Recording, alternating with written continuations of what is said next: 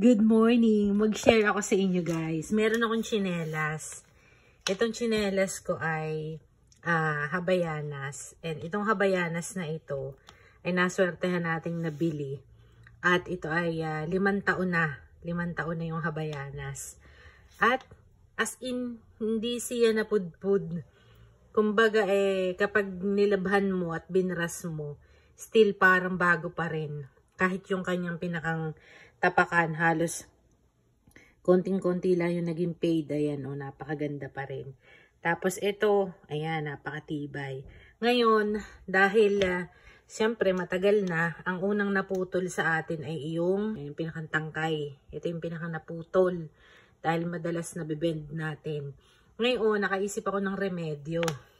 Meron naman akong tsinelas na talagang saglit laang. Ito yung ginagamit sa beach. Yan, pag kayo nagpupunta sa mga beach, ay di naisip ko, natanggalin ko yung pinakang handle, itong pinakang strap, at ililipat ko dito sa tapakan ng isa para mapakinabangan.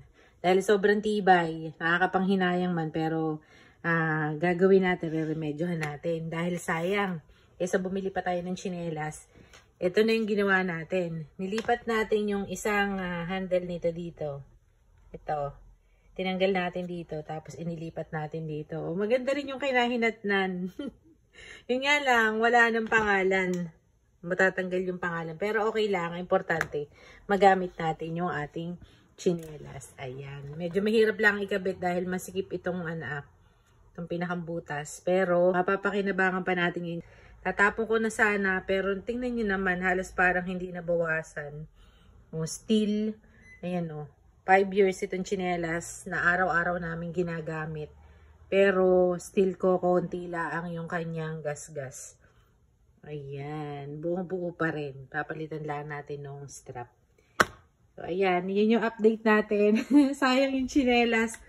Nag-iisip ako kung ano magandang solusyon. At ito yung aking naging idea kaysa bumili tayo ng panibagong tsinelas. Imagine naman nyo naman itong tsinelas.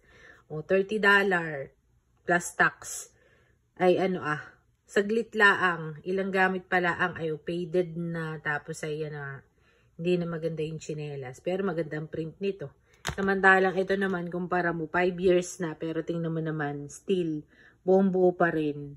Masarap pa rin isuot sa paa. Okay? Kaya, pagpapalitin natin. Yun lang ang update natin. Tipid-tipid. Para hindi na tayo bumili ng tsinelas. Ayan na. Tapos na. Ito na yung final. At least, naging naging arts pa yung ating tsinelas. Nagkaroon pa ng magandang itsura. Ayan na yung 2 pairs of my slipper. At palagay ko ay tatagal ulit to ng another 5 years. Pero baka ang papalitan ulit natin yung pinakang strap. Okay? Cute! Thank you guys for watching!